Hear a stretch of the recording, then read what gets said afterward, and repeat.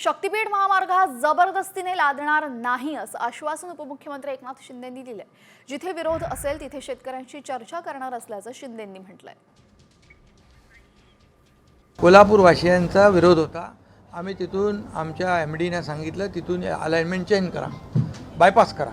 तसंच जिथं जिथं लोकांचा विरोध असेल किंवा लोकांना जेव्हा त्या रस्त्याचं महत्त्व कळेल, त्यांना चांगला मोबदला मिळेल, या ठिकाणी त्यांचे कन्सेंट घेऊनच मी पहिल्या पुरात एकदा सांगतो की कुठलाही प्रकल्प लोकांच्या मनाविरुद्ध त्यांच्या कन्सेंट विना, संमती विना आम्ही करणार नाही।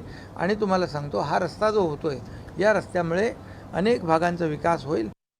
शक्तीपीठ महामार्ग हा जबरदस्तीने लादणार नाही असं आश्वासन उपमुख्यमंत्री एकनाथ शिंदेंनी दिलंय।